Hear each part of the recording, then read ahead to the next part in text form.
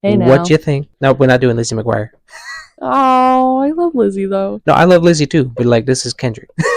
You're right.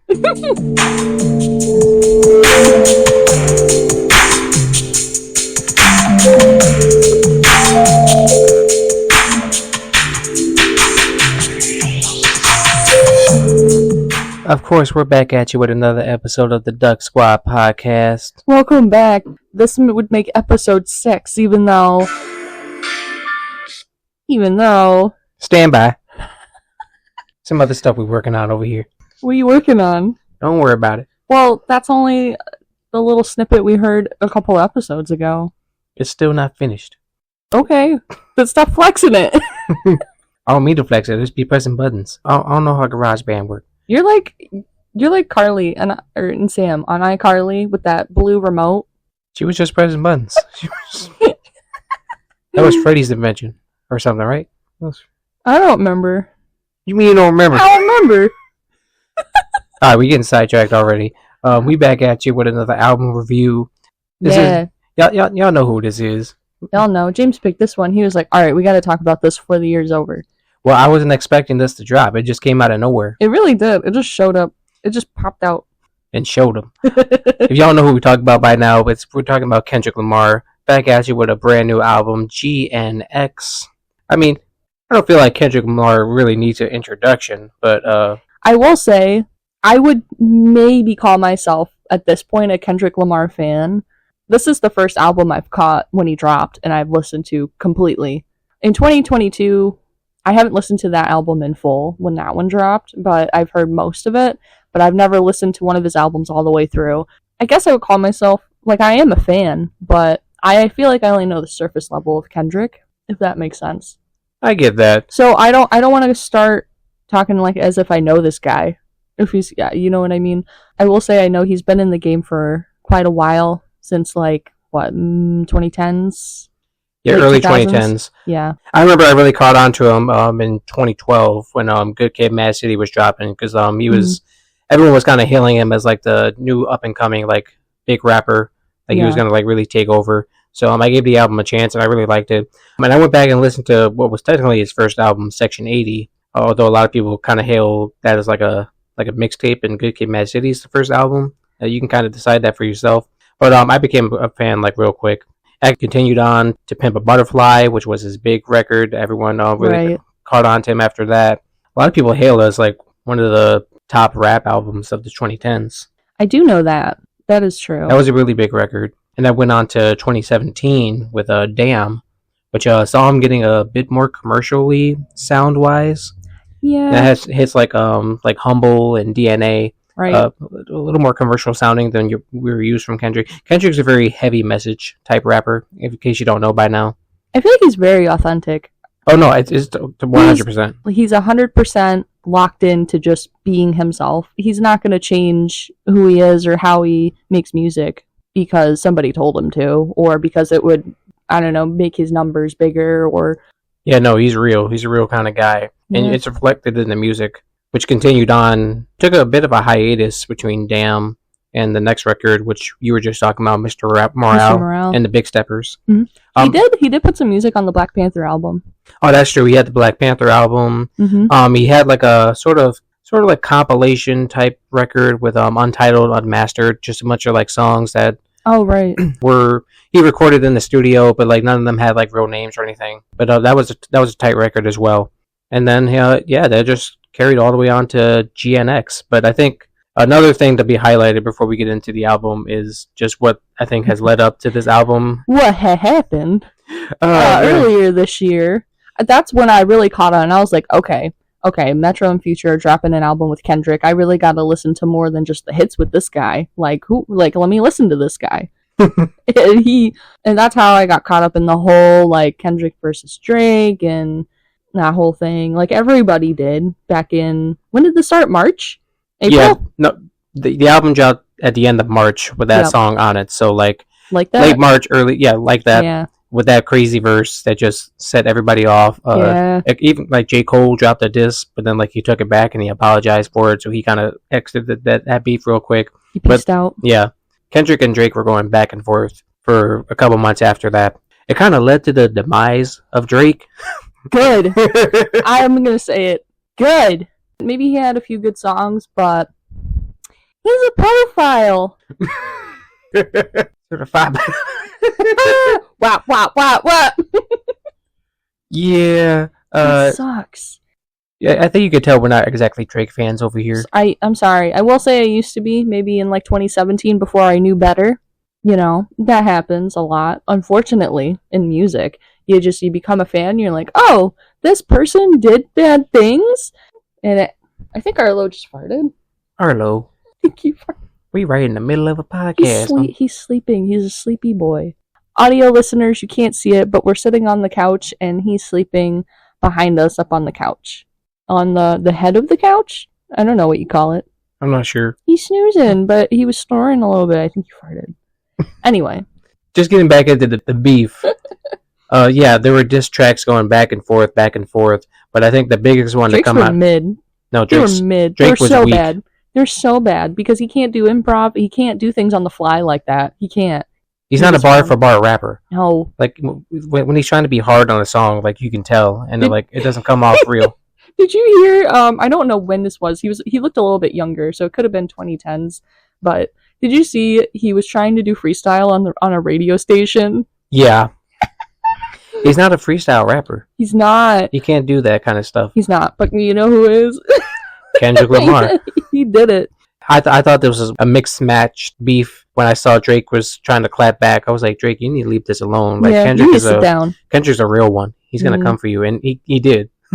Which led to the biggest diss track to come out of this, which everyone knows is one of the biggest songs of the year, up for a bunch of Grammys right now. Not Like Us. Mm-hmm. Yeah, which pretty much buried Drake. Like, I don't think there's any coming back, really. Oh no, not unless something crazy happens with this lawsuit. I can't imagine. But yeah, I think that song and the production from Mustard really influenced a lot of the production on this album. Is it DJ Mustard or Mustard now? I think it's just Mustard, right? I think it's just Mustard because his tag is just Mustard on the beat. Right. And I think even though he's not too much on here production-wise, he's got a couple tracks, I believe.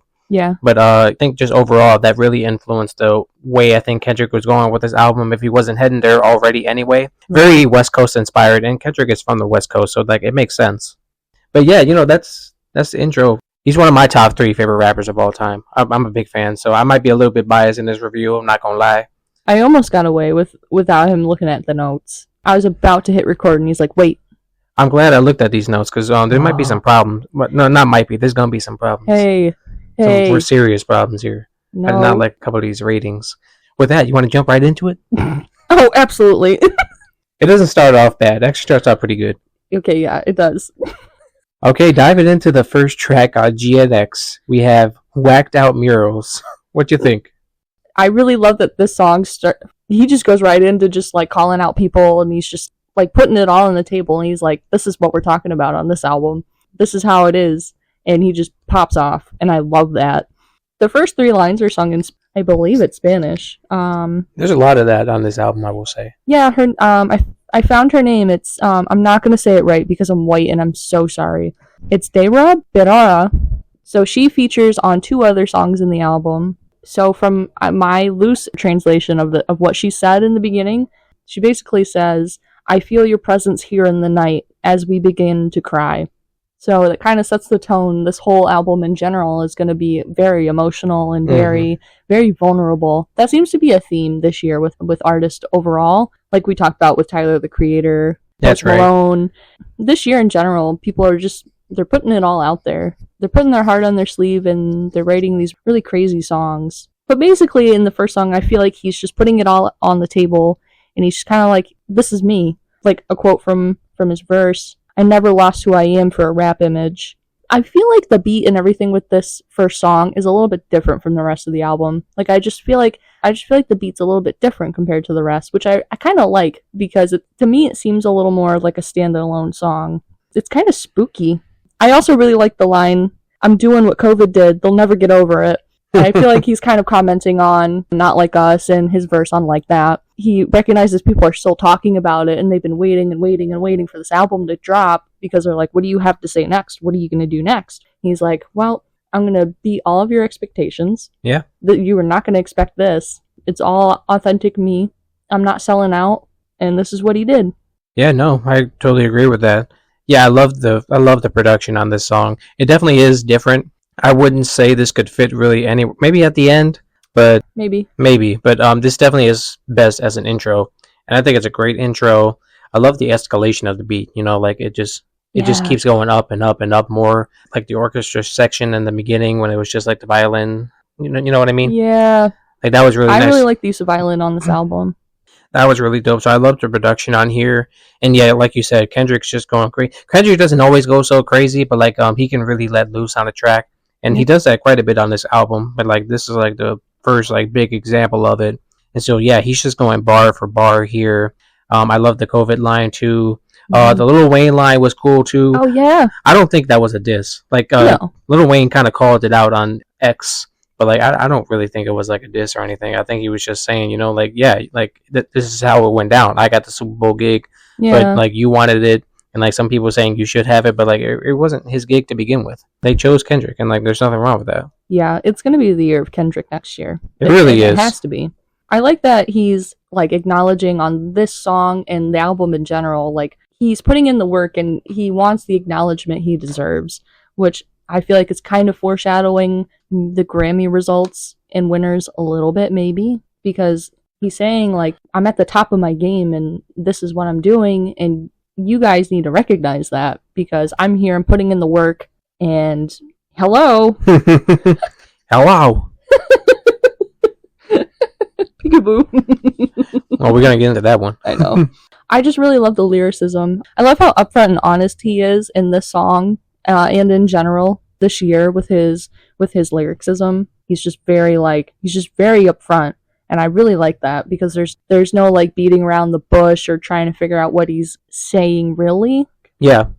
I will say that that's kind of what I kind of thought about this album as a whole. Like Kendrick's always been like the kind of guy with like to have like a concept kind of record. Yeah. Like To Pimp a Butterfly is definitely like a concept album. The messages, they don't always hit you like right away unless you're like really paying attention to the lyrics, connecting every song and like the interludes and everything. There's not so much of that on here. This is probably his most straightforward record, but I don't think that's a bad thing at all. I actually think it quite works very well. Like he can do either style and it just works. Oh yeah. What's your rating for this song? I gave this a 10. This is 10 fantastic. out of 10. Yes. Nice. You looked at my notes. Why are you? I gave this a 10. This is a perfect song. I love that it just starts out so strongly, and it's punchy.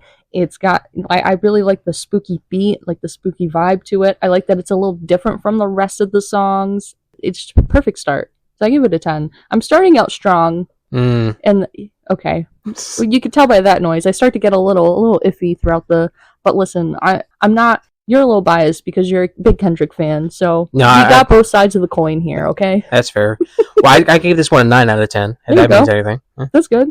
No, that's great. Yeah. Moving on. Number 2. Squabble Up. Oh, man. We've been waiting for this one, I guess, right? Yeah, no. Because he teased this in, like, July? He teased this with the Not Like Us video back in July, yeah. Like, yes. It took forever to drop the video, but he teased it at the beginning. I hate when they make you wait so long. No, for real. But like, yeah, when it like came up at the beginning, I was just like, oh, shaken. Oh, that intro, I was like, oh my gosh, the production, the flow, the sound of his voice. I was like, oh man, like everything about this is just so perfect. Oh, I was so ready for that track. I was like, oh, is this gonna drop like an album or something soon? But like we had to wait like months and months on end. I'm so glad it finally came. It wasn't something that was just like someone at the beginning of a video and you're never gonna hear from again. So like I've been waiting for this track and I knew I was gonna love it. I love the production of that West Coast boom bap type sound on there, like his flowing on the track, his phrase, not even just his flow, like his phrasing, like on the chorus, like I feel good, get the out my fries. Yes, I love that. I love the way he speaks.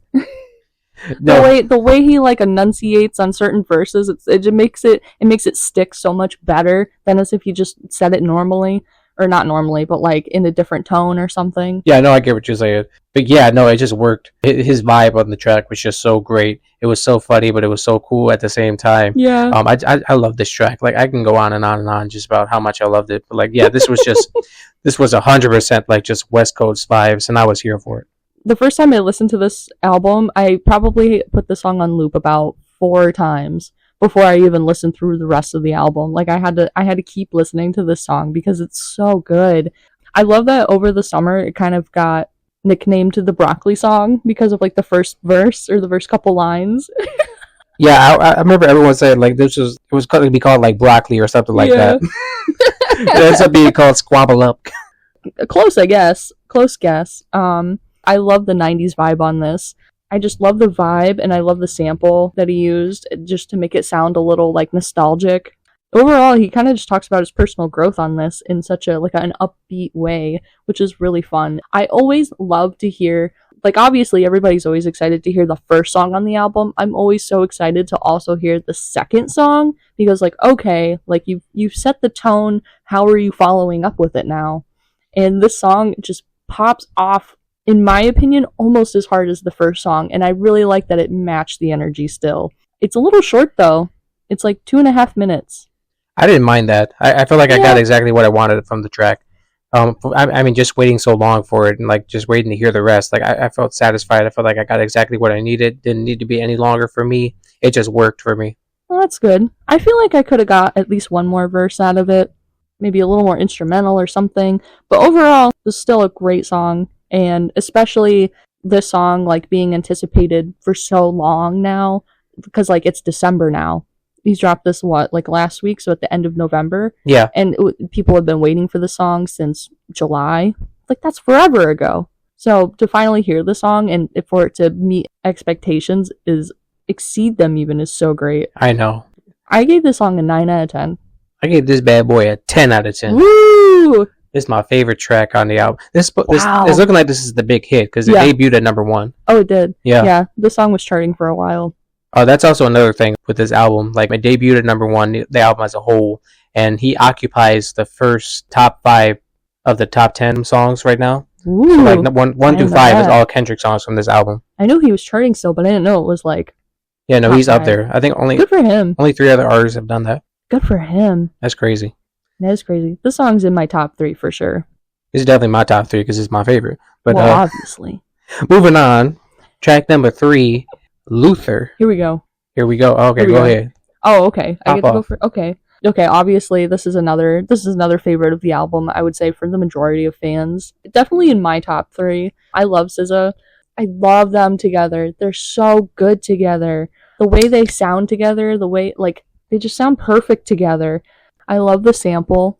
And I love how they took the sample and just, like, I love when songs create an atmosphere when you listen to them. What I mean by that is, like, the instrumentals, the layering, the synth, voices, the backup vocals, like everything, like you can just you can hear the atmosphere in the song. And I love that because it just makes it feel so much more deep and like worthy of re-listening, if that makes sense. I don't know. I get what you're saying. I get really excited when I can literally feel the different layers in songs. And this song is so perfect. Good. I love a good ballad. It's so good. I would say this is a ballad. It right? definitely is like a ballad. Like it's on that sort of smooth, sort of love song type rap.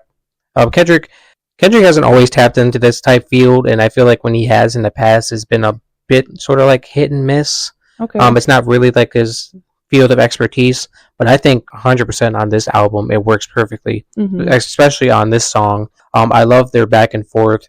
Also, Kendrick's not much of a singer really, but I feel like his singing here is some of the best I've ever heard from him. And I feel like the harmonizing together of the two of them worked really well. Yeah. I think it's just a dope collaboration top to bottom.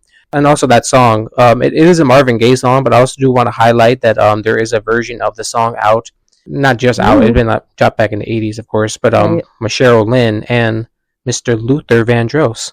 So like you can definitely tell like it's taking that influence from the Luther version, obviously specifically. Right. But yeah, I love that because Luther is one of my favorite artists. He's one of my aunt's favorite artists too. Like he's just so fantastic. He has a beautiful, beautiful voice, man. So I love the Luther influence here with the sample and everything. And this song just works so well as a track. Like, yeah, I can definitely see why it's blowing up on the charts as well. Because like this can be a big hit too. I gave this one. What would you say? I gave it a 10. This is great. I love this song. I hope it stays popular for a long time. Kind of makes me think of Pretty Woman. You ever see that movie? Oh yeah, I love that movie. Makes me think of Pretty Woman, like the story. Yeah. Makes me think of Pretty Woman. I love that movie. That's a good movie. Mm-hmm. I also gave this a 10 out of 10. Perfect. SZA and Kendrick, they can top the charts together so easily. Just their chemistry and the way they sound together is so great. Yeah, they should look into doing like a collab album at some point. They should tour together. Oh, what do you know? It was just announced earlier today that they are going on tour with each other. Wow. They're going to be best friends by the end of next year. They're doing the Super Bowl together. They're touring together. They're going to get nominated for this together. They have to. With that, though, we can move on to the next track. Tens across the board. I think this is where things are going to get kind of messy, though. Okay. Like, you're probably listening to the first couple of tracks. I'm like, you were like, what are you guys talking about? You guys are agreeing so much. You love this record. Like, here we go, people. Track number 4, Man at the Garden. What you think? What did I think? Yeah. Let me go first. Go ahead. Okay, well. Okay, so Man at the Garden. I feel like there's a double meaning in this song because he's speaking about the man at the garden, and I don't know if he's obviously the Garden of Eden, like from the Bible, but then also there's Madison Square Garden. So, and I feel like throughout the song, he's basically saying he's putting in the work and he's been grinding and he's just been, staying true to himself and doing what he believes in and putting in the work for it. And he's not seeing the results that he feels he deserves. And I mean, it basically saying maybe he thinks he deserves to perform at the Madison Square Garden. And I feel like after number 3, it kind of takes a turn for the album because the song is a little more, like it sounds a little more low-key, and I feel like it stands out a little bit more only because of how hyped up Luther was and how upbeat Squabble Up was and how strong of a song Whacked Out was. So then you get to number 4, and it kind of takes like a turn almost. The beat is very chill. Like it's very industrial. It just sounds like a drum pad, and it just has a very simple beat to it. The lyrics are obviously the focal point for the entire song and his lyricism because just the way he flows when he raps is the vocal point of the entire song because he's telling the story. I kind of understand it for the most part, I feel, but it's just not really for me personally. Like, this isn't going to be a song that I pick out of the rest of the songs. I will say this is where we don't stay in this mode like completely, but this is definitely one of the heavy message-wise songs on the album. I think this is the kind of song you kind of come to expect a bit more from Kendrick. Yeah, it's like a deeper cut. Yeah, it's definitely a deeper cut. Definitely has, like I said, very message heavy, very in your face about it. Not in a bad way by any means, but like it's definitely one of those type songs. Something that you could see kind of fitting on like maybe To Pimp a Butterfly or even Good Kid, Mad City. Just that type track, like a lot of these other songs were like bangers, like club, even like club stuff, like something you just want to listen to on the ride. This one makes you think a bit more.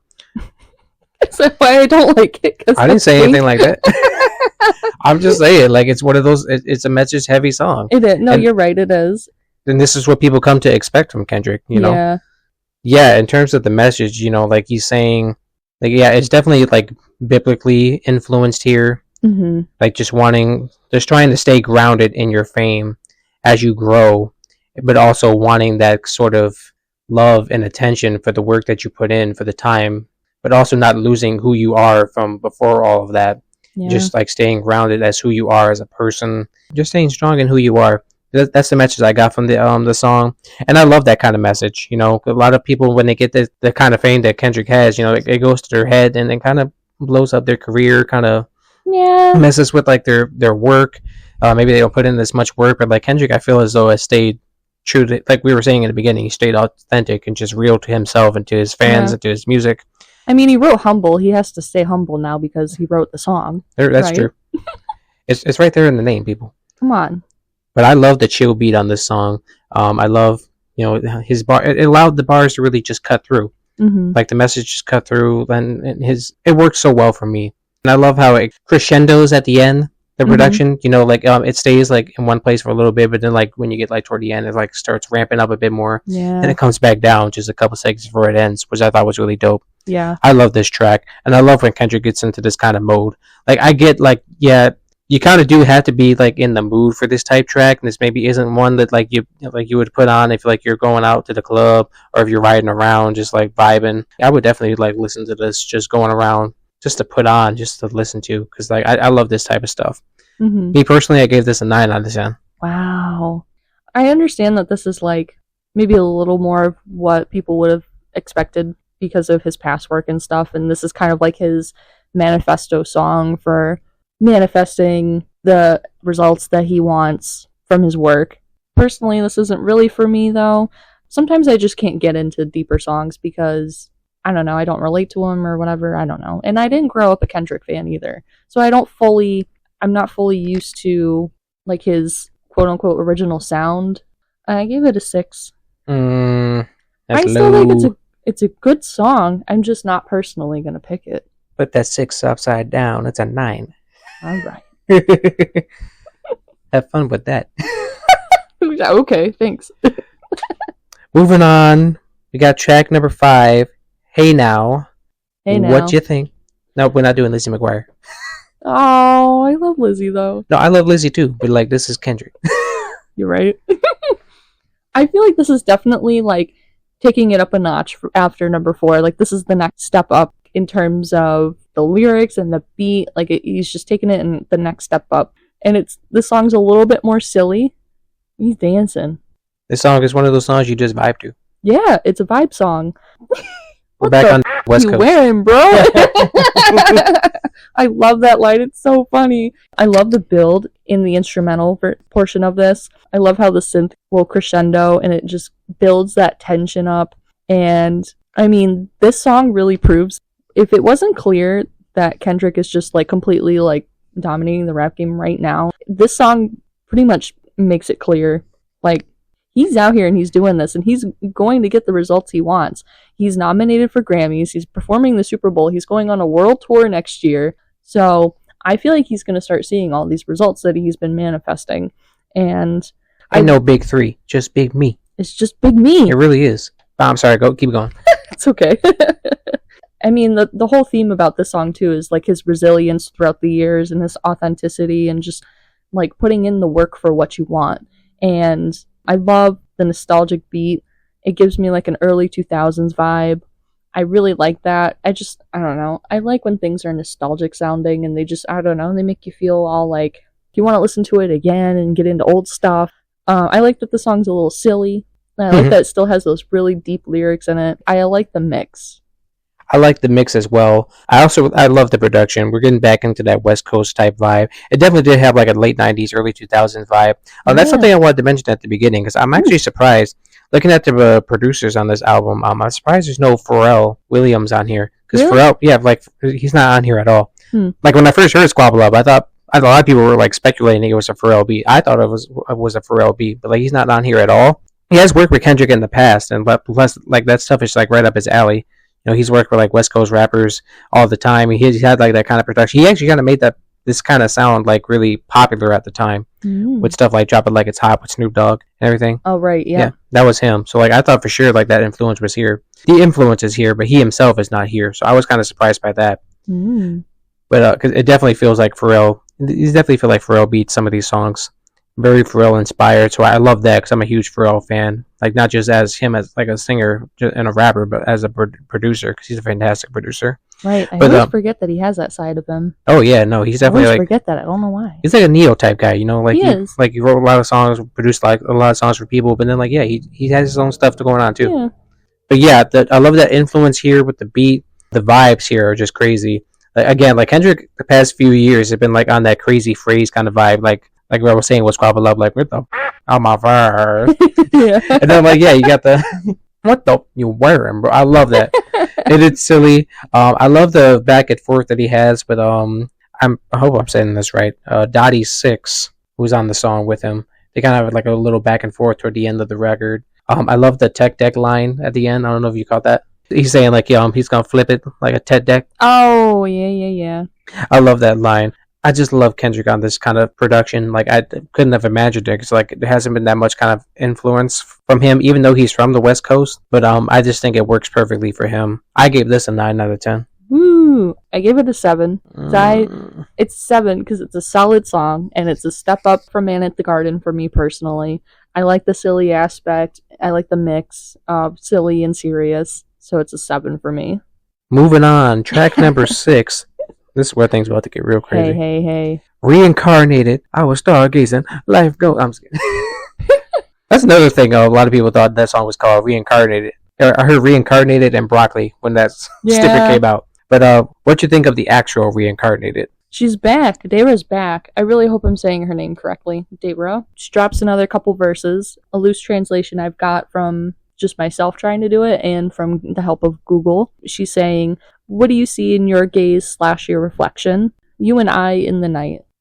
Yeah, it's very pretty. It is. I feel like the song is kind of like a reflection of what Kendrick's done and what he plans to do and how he's going to handle his newly taken in fame and popularity and how he's going to use that for good, because he's basically saying, like, in the past maybe he hasn't made the best choices and he wants to do right from his like religious standpoint and be a better person. So he's promising that he's going to do well by his belief system, and he's basically talking to God in the second half of the song, I feel, because of the back and forth that happens, and it's still Kendrick, but it's a different like tone almost, so it makes you kind of think it's like God or something like that. And I mean, it seems like a very religious song to me, which is totally fine, and I understand why that's so important to people. That's why the song kind of reminds me of Killed a Man from Post Malone. You know how that turned out. Listen, I'm not a religious person like that. I don't really relate to it. I think it's great that people are able to become such better people and have this religious support, but I can't really get into it because I'm not religious in that way. But it's not one of my favorites, I'll just say that. But I'm not going to skip it when I hear it. It's still a good song. I get where you're coming from, to be honest. Thank you. Yeah. We accept opinions. Remember? Opinions. Don't be getting all salty on me. I just don't like the rating. Okay. That was my problem. I'm going to start not putting the ratings on my notes. It's too late for this one. For me, I love this track. I love the piano mix within the beat. I thought that was a very nice touch. I love Kendrick's flow on here. He's just coming in really aggressive with it. Definitely, again, getting back into the message-heavy songs. I think even more so with this track as opposed to Man at the Garden here. But yeah, he just comes in hot with it. I love what he's expressing here. And I guess maybe it is easier for me to relate because I am a man of faith. You know, I'm a Christian. I believe in God. So maybe it is a bit easier for me to relate to it.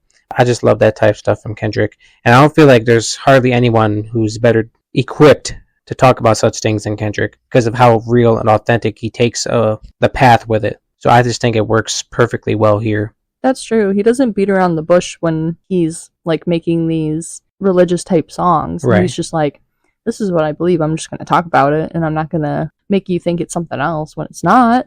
What was your rating for the song? I gave it a 5. Wow. Sorry. Wow. I'm sorry. That's the difference between you and me. We're such great friends, but we're very opposites when it comes to like belief systems and religion and stuff. We are very, I'm not shading you. There's nothing wrong with it. There's nothing wrong. It's just why we're different. Yeah. And it's just another aspect of being friends. It's just you have different things going on in your lives, and that's why you get different opinions. And it's fine. I still don't like the rating. Stop making that face. I'm just messing with I'll you. give it a 5.5. I guess that's... I'm not going to skip the song when it comes on. I like the song. I just personally, I can't. I get what you're saying. I gave this a 10 out of 10.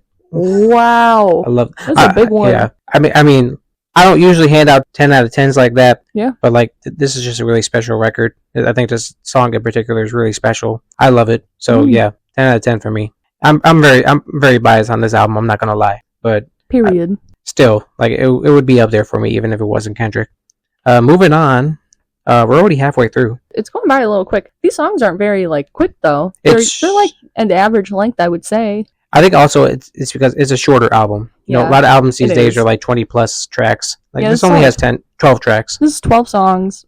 Some are like 2.5 minutes long. Some are 4 minutes. So he's got a good mix of, you know, some songs should have been longer, but we'll get to that. Getting into track number 7 though. Here we go. TV Off. What did you think? Mustard! I was waiting for it. I mean, that's the thing that's been popping up, especially when it comes to like memes and everything from this album. Look at that block. I imagine the block was bigger when he was recording it. Oh my gosh, the producer probably like, yo man, get away from the mics, take a few steps back. No, Mustard's on the other side, like, why my eardrums. My eardrums. Why are you screaming at me like that? I hope Kendrick gave him a warning. He's like, all right, I'm gonna scream. Tell me what I need to do. What did you think of the song? They better play the song at the Super Bowl. So when I was kind of going through my notes for TV Off, I kept thinking it sounded familiar, but I knew it didn't actually sound familiar. And it turns out that they produced the song around the same time as Not Like Us. I didn't get an exact date if it was before or after Not Like Us, but it was around that same time. So if you're also thinking it sounds very familiar and very similar to Not Like Us, that's why. So the more you know.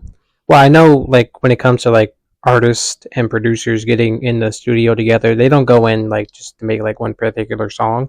Oh, yeah. They usually go in and make a couple tracks together. And one song gets released, and then, like, maybe the other ones hit the cutting room floor. Maybe they come out a little bit later on. There's not too much Mustard on this album, but, like, he has a couple of songs he's produced. Obviously, this is one of them. Yeah. So, yeah, I wouldn't be surprised if, like, this was recorded around the same time. It's Not Like Us. Yeah, and they just held on to it. They're like, all right, the album's going to come out in November, so just hang on to it, Mustard. And Mustard said, okay, okie dokie.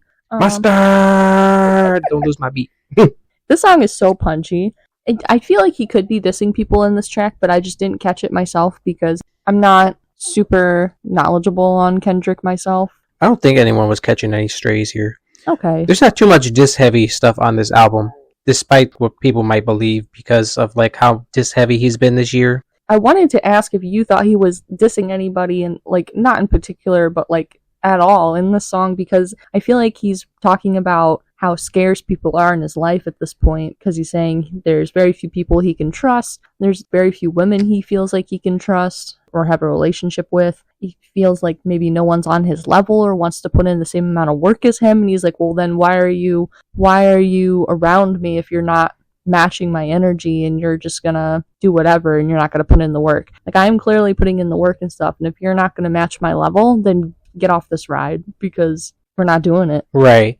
I mean, I don't think he was talking about anyone like in particular, any rappers or like any like big names. I think it might just be like an in general type thing, just trying to avoid like toxic situations, toxic relationships. I'm just trying to cut that from your life as you're growing as a person, as an artist. Just trying to stay away from that kind of thing. So I think that was like the take when it came to this song, like just an in general type thing. Because everyone has those type of people in your life, like you just want to keep away from. Yeah. I definitely respect that message because I feel like that's very easily something a lot of people can relate to. Like, I really hope this is a part of the Super Bowl set because can you, like, imagine they bring out a whole marching band for this song on the field? It would be so good because there's that switch up halfway through and do. It would be so good. That's when the song really pops off. Like, I was loving the first half, but like it really pops off when that horn section comes in. Yeah, I love the switch up halfway through. It's just a completely different song almost, but not really. I think it stays pretty grounded. Like the production definitely does switch up and you can hear it,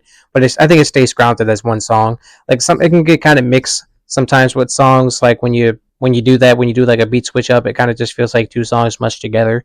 I don't quite feel that with this track. This all just feel like one whole complete track still. But yeah, I love the message, like just trying to keep away from that toxic influence, that toxic vibe from people, and just growing as yourself as a person. And yeah, plus just the rapping, the beat, just the flow, everything here was working so well for me. I love this track. I gave this a 9 out of 10. Ooh, I gave it an 8. But I'll take that. A big but with a capital B in there. When I'm watching the Super Bowl performance and I hear this song live, if I hear a live performance of this, it'll probably bump up to a 9. Probably. Because this song would go so hard live. It's one of the songs that's blowing up, so I would imagine like he'll do it. This song, I feel like this is one of those songs that's meant to be heard live anyway. Especially with like if you get a marching band out or even a couple of instruments, like, oh man, it would be so good. But you know what it's not going to do? It's not going to top Rihanna at the Super Bowl. And nobody can top Rihanna at the Super Bowl. But that's another story for another day. Why didn't we do the podcast 3 years ago or whatever? She did 2023. Was it 2023? Yeah. Wait. Yeah. No. Yeah. It was the year before Usher. Usher did this year. Oh my so yeah, she did gosh. the year before. That felt like forever ago. Because she just disappeared again. Oh my gosh. Like everyone thought like she was coming back with an album or something. She just dropped the song from Black Panther and then disappeared again. Yeah, and then she did Super Bowl and she was like, all right, bye. Now she come got on, kids Rihanna. with Rocky. And Rocky out here putting out music. Rocky, raise those kids so Rihanna can drop an album. We need a Rihanna album ASAP. Raise them kids, Rocky. ASAP. Anything else you want to say about TV Off? I don't know. I'm like having a crisis now because Rihanna's performance seemed like it was like 2 or 3 years ago. Like I was a whole different person when she performed and I was watching that. I mean, you can grow in a year. I know, but I mean, it's coming up on 2 years. Because like so much has changed. Yeah. I've moved twice. This is okay. Did you still live with your mom at the time? No. This was before I moved back home. This was before this was during the time where I was like, okay, my life sucks. I'm gonna fix it. And then I watched Rihanna and I was all hyped up and I did it. She helped you through it. She did. Anyway, I said my rating, right? Yeah. You said 8 out of 10. 8 out of 10. It'll probably be a 9 if I hear it live. Better do it live at the Super Bowl. But this definitely was made for like a stadium type thing. Oh yeah, it's gonna be so good. They're going on a stadium tour, so good for them. Moving on, track number 8, Dodger Blue. What'd you think? This has 3 features. The big one being Roddy Ricch. Yeah, Roddy's on this. He's coming back. Siete 7X and Wally the Sensei. Yeah. I hope I said them all correctly because I'm gonna be honest, I've never heard of them before up until the song. This is my favorite song on the album. I love this song. I'm obsessed with this song right now. I'm obsessed with it right now, and I feel like this is one of those songs that's just timeless. I'll be able to go back and listen to the song for years to come, and I can keep it on my playlist forever because it's so hard to get tired of. This song just makes me feel like I'm on like a relaxing night drive, and I'm just cruising around, and I'm just like, I have like the best vibes. Kind of like how you drive around in GTA and have like those few songs come on and you're like, you just turn the volume up really loud and you're like, all right. I can hear this song playing like in GTA 6. I want this song in GTA. They put Rich Spirit in there. They can put Dodger Blue in there. GTA 6. Come on. When's it coming out again? I don't know. Nobody knows. No one knows. Nobody knows. But yeah, like maybe it's not too late to throw that in there. Please. I love how smooth and how well this flows. I absolutely love the beat and I love the instrumental on the song. It kind of gives me like a lo-fi vibe, and I really like lo-fi music. It just sounds so chill and nonchalant, but you could tell there's so much work and effort put into it at the same time, and I love that because it takes a lot of work to sound like it's very nonchalant. You know what I mean? I get what you're saying. It can come off very lazy if you're not careful with it. Yeah, that's a loose way of saying it, yeah. Like, it sounds like there's not a lot of effort in it, but there's so much work into it. There's a difference between like just flowing and vibing on a song and just kind of lazy with it. I feel like a lot of artists they like drop like these type songs. There's just like these spacey like production type songs, and they just kind of just say whatever over them. Like you're not saying anything. You're just trying to act cool. Yeah, that's a good way of explaining it. Yeah. That's definitely not the vibe here. I thought everyone was like really on one. Yeah, the song's so good. It has a very like LA vibe to it because it's not really one of the deeper tracks, but he's just expressing LA, and you know, don't say you hate LA if you've never actually been there. I do want to say I'm pretty sure most, if not all of these features are like West Coast rappers and artists. That would make sense. I know Roddy Ricch for sure is from the West Coast. And like the production, yeah, it definitely has that 80s, 90s sort of like spacey like West Coast vibe. I'm loving the West Coast influence on this album. Yeah. But yeah, I love that. Ironically enough, I usually don't like songs when they're very short. This is the shortest song on the album. And yeah, I was going to say, like, you were saying all this stuff like, it's too short, it's too short. You love the shortest song on the album. I do. I know, I can't help it. But the problem is that it's my favorite song. It's 2 minutes and 11 seconds, which is like nothing. I want like one more chorus, or I want like a longer bridge or something. I just need like at least like 30 more seconds of something. I don't know. Like I get what you're saying. Like in general, songs that are this short, they feel incomplete. Yeah, it feels rushed. I don't get that vibe from this song or any of these songs. Like, it's definitely short and definitely is to the point, but I think it still works and it still feels like a complete song in my opinion. I mean, I'm glad you got that vibe. Accept my opinion. I wish there was like another chorus or just a little something extra towards the end. But this is still my favorite song. I have to play it on loop like 3 times to feel like I've fully listened to it and absorbed it because it has such a huge atmosphere in the song, but you only hear it for like 2 minutes. It would have been nice to hear a bit more from the features. Like Yeah. I used to be like a big Roddy Ricch fan. He kind of has fallen off a little bit, but like I've always like kind of rocked with him, even though like he's had mixed results. I thought he worked well here, and it would have been nice to hear more from him as well as the other artist. I still felt like I got what I needed from this song. I gave this a 9 out of 10. I gave it a 9. Nice. Yeah, I took a point away because it's too short. I don't think that's why I took a point away, but I forgot the reason why I took a point away, actually. What do you mean you don't remember? I don't remember. But I still love the song. I love the vibe. Moving on, track number 9, Peekaboo. Beep boop bopping. Peekaboo. What'd you think? This song's so like staccato. The peekaboo, bing bop, boom boom. It's so like quick and short and yeah, literally. It starts kind of confusing too, like a little scrambled, a little chaotic. But then because it starts like that, Kendrick easily grabs your attention once he starts his verses. So I really like that. Kendrick's really good at grabbing the attention from everybody in the room, if that makes sense. The way his voice sounds and how clear it is and just the way his verses flow. He's very good at grabbing attention, which is very much a skill. No, he stands out like among a lot of artists with that. He really does. I feel like the beat's kind of spooky in this one. It's a little like Halloweenish, a little scary. I feel like in general it is. Like you're saying, peekaboo. Yeah, that's It what I like. it just creeps up on you. Yeah, bing bop boom boom. I love that line. Everybody loves that line. It was trending on TikTok for a while. People were doing the little boxing to it. Did you see like the Mr. Krabs memes? Yeah. Like when what's that song? Beep boop boop pop. Yeah. But yeah, that's funny. This is just another like West Coast influence beat with the playful flow, playful bars from the two of these rappers. I thought it worked really well. This is featuring AZ Chic. Forgive me, I'm pretty sure I'm mispronouncing that. But yeah, the back and forth that they have is very cool. I love the playful vibe and their flows. The production, I love the production. I love production on this album, in case you didn't know by now.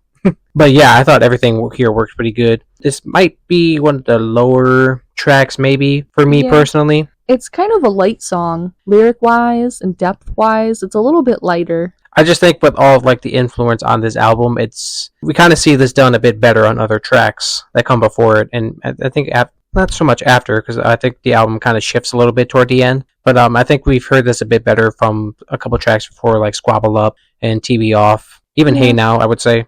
I feel like the song's kind of like an interlude. It's like an intermission. Things do get pretty crazy after this, so I think maybe that's what he was transitioning to. I kind of like when there's a quick little transition song. But yeah, I kind of agree with you. It's not one of my favorites, but I still rated it pretty high. Oh. I gave it an 8 out of 10. Wow, I gave it a 6. That's okay, I guess. Yeah, it's over the halfway mark. Yeah. Moving on. Track number 10, Heart Part 6. Another entry into the Heart series from Kendrick. What'd you think? So like I've said, I don't know a ton about Kendrick, but what I do know is that the heart is his thing. And I know Drake tried to steal it from him and make it a thing for a minute, and it didn't really work out for Drake. Yeah, I did want to highlight that. Like, he tried to... Because Kendrick kind of did that with a Drake song with one of his disses. Like, you know how Drake has, like, those timestamp songs? The AMPM theme? Yeah, and, like, he did that, so, like, Drake kind of turned around and be like, oh, you want to do that with my series of songs? I'll do that with your series of songs, and call my song The Heart Part 6. But that was probably his worst diss of all the songs. He even deleted it.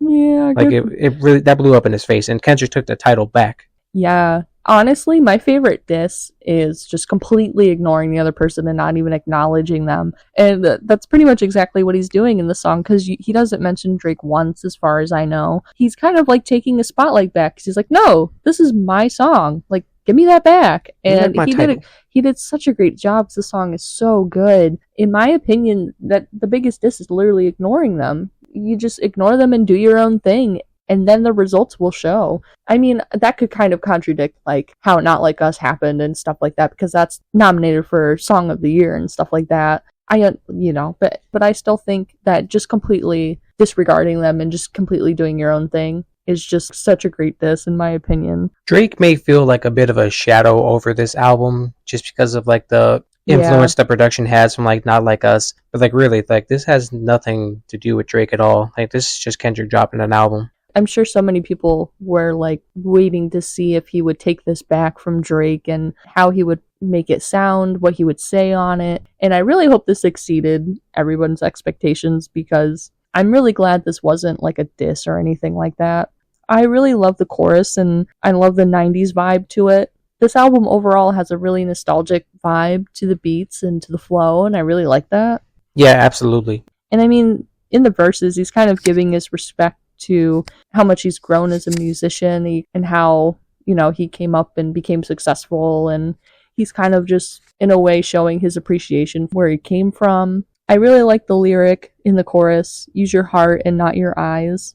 And also, did you know this is one of the longer songs on the album? But yeah, no, the Heart series, the songs are usually pretty long, so I wasn't really all that surprised with this being one of the longer songs here. It's almost 5 minutes long, but it feels like it goes so fast just because of how well the flow is. Yeah, no, he's flowing fantastically on this song. In case you don't know, like, yeah, he has like the Heart series of like different songs called the Heart, like part 1, part 2, part 3, obviously. And this has been going on since like the jump of his career, like all the way back to like mixtape days with the original. And it's just grown more and more with every album. So like I'm really glad that he took this back. All the production from each song is usually, it doesn't stay the same really. Like this definitely sounds different from part 5. And I think it just works so perfectly. Yeah, I love the nostalgic vibe, and just not just from the beat but from the lyrics, because yeah, he's talking about coming up himself as a rapper and how he started from the lows and how he's gotten to his highs. I love the career overview and him talking about people he's come up with, like he was talking about chilling in the studio with Absol and like trying to get J-Rock on the map, Schoolboy Q, like he's highlighting people he's come up with, he's been on the labels with, he's worked with for years and is still friends with to this day. And like those are rappers like I don't think a lot of people really highlight too much, but those are really great rappers as well. So I really just love that he's still giving them that shine, still sharing in those moments with them. So I just love that, and I just love the Heart series, and this song continues that and has not disappointed at all. This is what gave my top 3, I think. So I gave this a 10 out of 10. Ooh, I gave it a 9. I think it's a great song. It definitely is a fantastic song. Yeah. Moving on. We have track number 11. Almost done here, guys. Title track, GNX. What'd you think? Tell him Kendrick did it.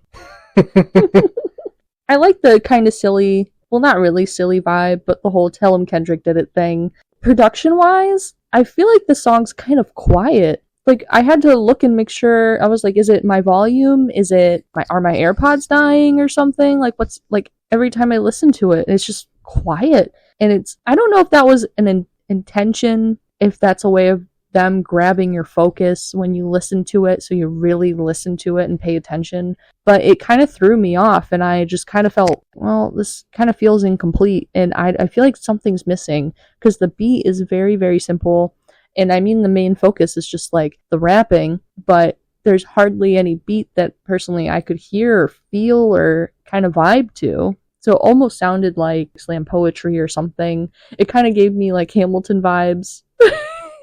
I get that. You know, like Hamilton the musical, if you're not a musical person. I'm sorry, you may not understand that. But so listening to it, I couldn't help but like something's missing, and it couldn't get over it personally. And it just, I don't know, it kind of threw it off for me. I feel bad even saying that, because the song is the name of the whole album, GNX. I get what you're saying. Like, this definitely does feel like one of the more laid back, it's definitely one of the more laid back beats here. I do love, again, like highlighting these rappers who are maybe as well known and just giving them a chance to shine. There are a lot of rappers on here, and I do love those big like rap songs, like when you just get like a bunch of rappers together and everyone's just spitting and flowing. And I don't think anyone here does a bad job by any means. I thought everyone here did a pretty good job with like their contributions. I think, yeah, just it doesn't feel as big as a lot of the other stuff here. So like I think by that it's kind of my least favorite by default. But that by any means does not make it a bad song. I just definitely do think that it still works pretty well in the flow of the album. I just think there's so many highs on this album that when you get to the lows, you're like, it kind of sticks out a bit more. That's weird. Yeah. But I still thought this song worked really well. I gave this an 8 out of 10. Wow. That's your least favorite song and you still gave it an 8. I didn't rate crazy. anything lower than an 8. You can call it bias or not, but like I just He's a fan. He's I'm a fan. I'm He's a a fan. I mean, that's totally fine. There's nothing wrong with that. Yeah. I'm just kind of shocked that, like, wow, it's still an 8 out of 10 for you. I mean, I can see that. This is probably my least favorite song as well, but just the production and the tech side, I couldn't help but feel like it was incomplete or missing something, and kind of quiet. So for that, I gave it a 5. I'm sorry. I wrote sorry on my note after my rating. I'm in a sad face, and I'm sorry. I don't know. Like, again, it might be the bias, but like I don't feel like anything here was worthy of anything lower than an 8. All right. I mean, that's just my opinion. We accept opinions. I accept your opinions. It's fine. Moving on. That was quick. Yeah, it went by fast. It's a short album, and I think it works really well as a short album. Yeah, the last track, Gloria, once again with SZA. What'd you think of the end? The first thing I wrote is, we are so back, because SZA's back and Dayra's back. Yeah. This is her third and final, if you want to say hidden feature or backup vocal or whatever. She's not credited, so like I would say yeah. Yeah, I don't know why she's not, but I don't know. But she drops another couple lines. Basically what I thought she was saying was, sitting Anita and Gio. Mm-hmm. So he's sitting with somebody else. And this is basically just a song about kind of a toxic relationship, something that's really not healthy for either person. And you can kind of hear the back and forth with Kendrick and SZA about it, like that hint towards it. And I feel like in this song in particular, you can really hear Kendrick's emotion in each word. I can hear it in his voice. Like it literally sounds like a couple fighting to me. And I really like that part of it because it feels so vulnerable. Mm-hmm. I love SZA's chorus. I love her voice. I can't get over her. She has a beautiful voice, very talented. I really love SZA. She's so talented, and they just sound so perfect in anything they do ever together, Kendrick and SZA. Like, they sound so good. I love their back and forth. I love the storytelling in this. It works so well, and I'm a little sad that this was the end of the album, because I felt like there should have been, like, maybe one more song after this, or something, because it's kind of a bittersweet ending. I could have taken another track or two maybe, but I feel like this makes the album feel complete for me at the same time. So like, okay. I'm fine with this ending. Yeah, they just have magic together whenever they're on a song with one another. I love the storytelling of being young and how you've grown in love, and how sometimes, it works, sometimes it don't. And like, there's a story being told here, and I think it's told very beautifully. Mm-hmm. Both Kendrick and SZA, along with like their singing and their rapping, I think are also really great. Just straight up storytellers, songwriters. I've talked about storytelling in the past with like country music, but like you can also get that in any kind of genre. Oh yeah. And I think both of them are fantastic storytellers, and they tell the story very well here of this song. Yeah, they're wonderful together, and they're both also so great on their own. They're so talented together and on their own. Yeah. I gave this track, I ended strong. I gave this a 10 out of 10. Wow. I gave it an 8. It's still good in my books. Yeah, I get that. I was a little surprised that this was the last song in the album, but I mean, I couldn't see where it would fit anywhere else. I was just kind of sad that it was over, because I was like, it's kind of a sad ending, a little bit. I think the beginning and end of this album really only work as beginning and end. Production-wise, they both stand out the most from the rest. Like, everything in between mostly has like that really heavy like West Coast influence vibe. These two songs maybe not quite as much. So I think they work best as an opening and a closing. That's true. All right. Also, I'm not going to complain ending with SZA. Mm-hmm. Yeah, Saved the best for last. Saved the best for last. That's the album. That's it, y'all. That's crazy. Top 3? My top 3? Yeah. Okay, so I'm going to do it in order this time. So in order, number 1, we got Dodger Blue. That's my number 1 favorite, and it probably will be one of my favorite Kendrick songs for a long time. Number 2 is going to be Luther, and then number 3 is Squabble Up. I am almost in agreement with you. Woo! My favorite was Squabble Up, without a doubt. Luther isn't my second favorite. And my third favorite, just because I love the series so much, was Heart Part 6. Nice. Those are good picks. Yours were really good too. We picked 2 of the same songs. That's why.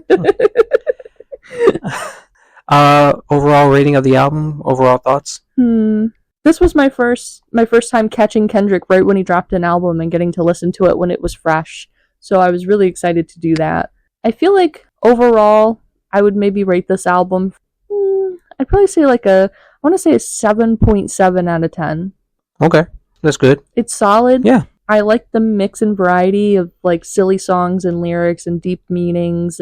I like the mix. It's not going to be, I don't know if it's going to be one of my top albums of all time, but it's still going to be a great album where I'm like, all right, I need some upbeat songs. I'm going to put this on. Or I need to sing to something. I'm going to put this on. I love the variety. Me personally, I gave this, I was almost tempted to give this a 10 out of 10. But I did go back and I decided 9.5, because maybe a couple of rough patches, not rough patches, but like a couple little lows here and there. And if I gave this a 10 out of 10, I'd have to go back and look at some of the other albums I've rated for Kendrick. And I don't think maybe this is quite as strong as like some of the other albums I've rated a bit higher than this. Oh. But what's an example? What's one? Like To Pimp a Butterfly for me was a 10 out of 10 record. Yeah. But this is also very different from To Pimp a Butterfly. This is very different for Kendrick. I think the messages here are similar, but like he's also got that West Coast vibe again, which even though he's from the West Coast, hasn't been too much influence production-wise from him in the past. And I also think it's different because it's probably his most straightforward record. I feel like with every other record, I felt a bit more like conceptual and had made you have to think a bit more, have to go back and hear the message of the story overall. I don't think that's quite the take here when he was making this album. I don't think that was the intention at all. I think he was actually, going just for a bit more of a straightforward approach. And I think that also works very well. I think it just shows his versatility as a rapper, as an artist, to still get his message across and to still make an album that's fantastic, even if it's different from his work in the past. So, I still loved it. I'd say 9.5. All right. Well, thanks again for tuning in for another episode. Thanks for listening. This is crazy. We started in September and we have 6 episodes so far and the year's not even over. Right. That's crazy to me. Thank you for listening if you're listening to this. And if you comment, to those of you that comment on our videos, shout out to you because we see you and you're a real one. And thank you for that. Yeah, we see y'all out here. We see you. Thanks for listening. And we hope you're enjoying the end of the year and all the holidays that are happening right now. If you're not a holiday person, I hope you're enjoying the cozy weather and the cozy foods and whatever you like to do to stay warm and cozy. So this may be the last episode of the year. It might be. But yeah, so in case it is, we just hope that you guys have a good rest of your year. Yeah. Happy New Year. Happy New Year. Happy holidays in general, whichever you celebrate. Wait, this might be the last one of the year. I'm kind of sad now. Well, it's not the last one ever. Well, I know, but like... We're just getting started. We have more coming at you. Yeah, we have a lot coming. We have a lot cooking. We're going to go over our Spotify rap stuff. Oh, you're right. That's the last one. I just whacked my mic. When you were saying this was the last episode, I was wondering, like, you want to say Spotify rap? No, I totally forgot about Spotify rap because I'm really trying to not think about it so I don't look at it, like, impulsively. It's not out yet. Okay, so we got one more episode coming for you. Sorry. You can hold the water. Sorry, hold the waterworks. Stop crying. We got one more coming for you. And then that's it for the year. Or Spotify Wrapped. That's going to be coming out next. I love Spotify Wrapped. That's going to be really exciting. It's my favorite part about December. 100% true. I do love comparing Spotify Wrapped with other people's Spotify Wraps. Yeah, so we're going to do live reactions on the podcast. So it's really hard for me to not want to go look at my Spotify Wrapped. But I don't even think it's out yet. It's not. Yeah, that stinks. So we're going to do live reactions. I'm not going to look at mine until we record. I won't look at mine either. I'm very excited. It's been my Spotify Wrapped. Not to overhype myself, but I love my taste in music. I think I have really good taste in music, and I always get really excited to see what my top songs were. That episode in general, I think, is going to be all about accepting opinions. Oh, no. Why? I mean, because we're comparing like what we listen to. Yeah, but I feel like we have similar music tastes, so I feel like, wait, you gonna shade me? I'm not gonna shade you. There might be some surprises in what you have and what's surprising what I have. Okay, I guess that's true. Okay. That's what I'm saying. Okay. Accept my opinion. I'm sorry, I just get nervous. I'm nervous. But again, thank y'all for joining. Thank y'all for joining us. Thank you. Sorry for the 10-minute rant about nothing. If you listen to the Kendrick Lamar album, tell us what you think in the comments, because you can click on Spotify now. Yes, you can. You can comment on Spotify. I learned that. I commented on my favorite podcast in the world, Sweet Boys Podcast, because I re-listened to it. It's from like 2020, and I re-listened to it a lot. And that's when I saw you could comment on it. So I was like, holy crap, I'm going to be like the first person to comment on these episodes. Right. I hope they see it. So yeah, let us know what you think about this album. Yes. Some of the episodes in the past. Yeah, please comment. We love reading the comments, and thank you for listening, and we hope you enjoy the rest of the December until we speak to you again, until you listen to us again. Take care and be good, and yeah, with that, this has been the Duck Squad Podcast. What is this? Something new. Yeah.